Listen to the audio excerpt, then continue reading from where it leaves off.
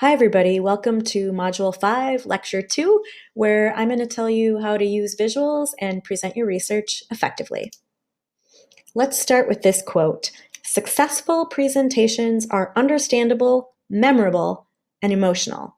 Remember those three words because I'm going to talk about them throughout this video. Before you start your PowerPoint, take some time to plan. Actually, take out a piece of paper, write out your main ideas. Sketch out some ways that you could show your information graphically, and then highlight important things, cross things off, do your editing on the paper so that you can save time and not make a bunch of PowerPoint slides that you just have to delete later. My first tip is find the story in your research. Why should you find a story? Well, it'll help everybody to remember what you're telling them. So think about your research question and how you might make it into a story. Let's look at an example. Here are two girls from Bali that use simple but meaningful language to tell the story of their presentation. And in just 1 minute, they're able to make emotional connections and tell you why you should care about the topic of their presentation. Bali, island of gods. A green paradise. Or a paradise lost. Bali, island of garbage.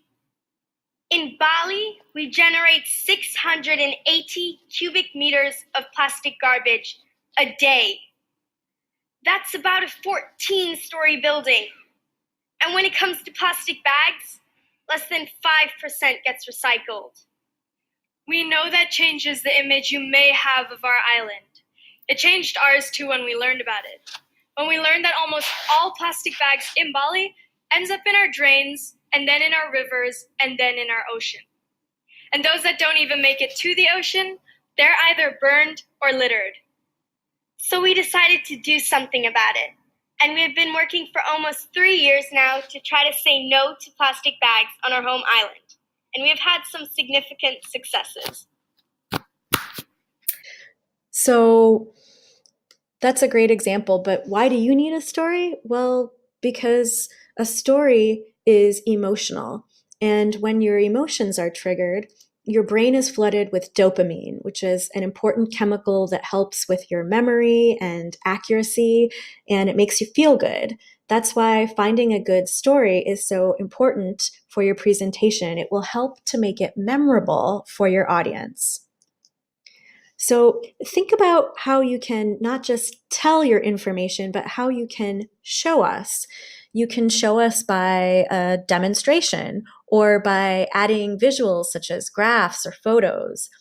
Visuals are important because humans process images 60,000 times faster than words.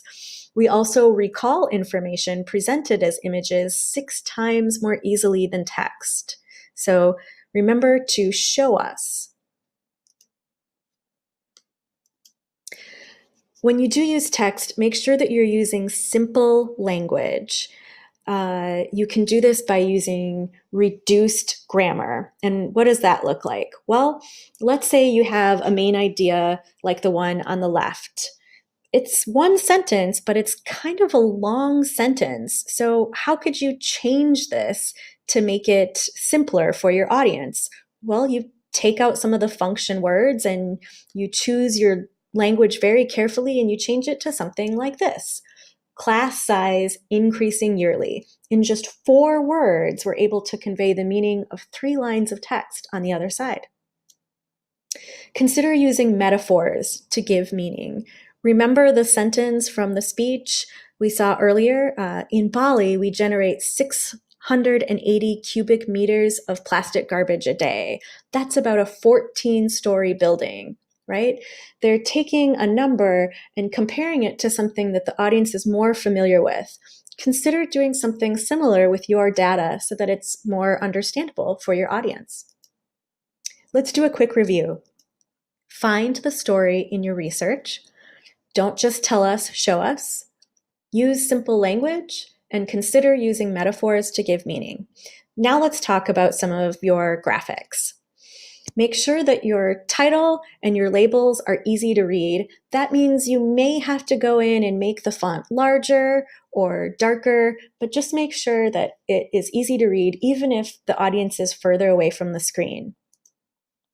Consider using icons to present information. So you could use a pie chart like on the left, or you could use something like on the right, which is an icon that conveys the same information. Use color and size to support meaning. So in this example, the main idea is most students thought the activity was helpful.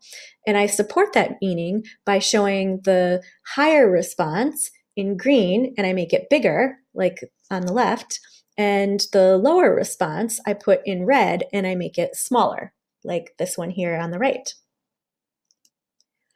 Another thing you can do is to use the same color but use different shades. So in this example, the answer was fun for why students would do the activity again. I've made that bar darker to show that it's the most important information.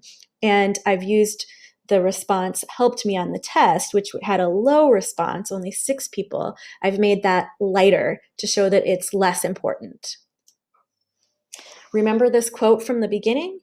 I had the keywords in blue and I bolded them to show you that those are the important words that you need to focus on. So if you do have a larger piece of text, maybe try and bold or change the color of the keywords so that it's clear to your audience what they need to focus on.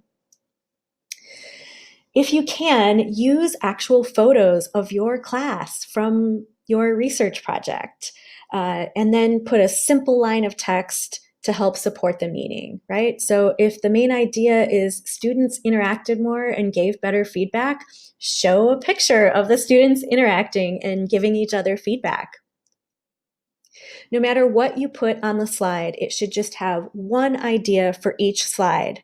Then you should have graphics and images that support that idea, simple slide text that supports that idea, and then you give audio or verbal elaboration on that topic. So you fill in the details. Don't just read text to us. Let's do a quick review. Make sure your title and labels are easy to read. Consider using icons to convey your message. Use color and size to support meaning. And use authentic photos. Okay, now let's talk about what you can do in your presentation performance. We don't want your audience to be bored, right?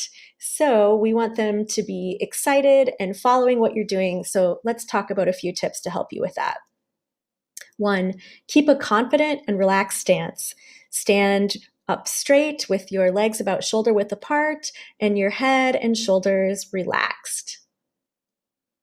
Use natural gestures. Pretend like you're talking to a friend, but do remember that your gesture comes before the word.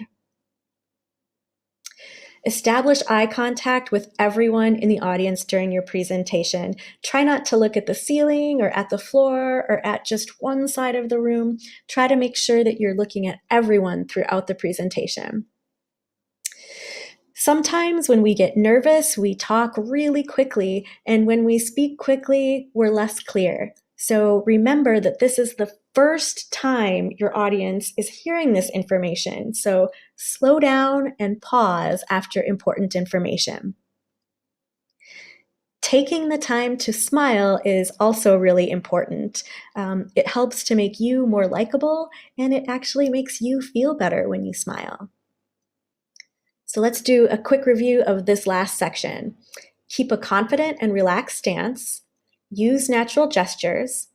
Establish eye contact with everyone. Slow down and pause after important information. And remember to smile. So make sure that you spend an equal amount of time thinking, sketching, building your presentation materials, and rehearsing. If you're looking for some phrases to help you explain your visuals, click on the link in the description to the referencing and explaining visuals handout. And this is my last piece of advice. Practice makes perfect. Keep practicing, and I look forward to hearing your presentation in June. Bye.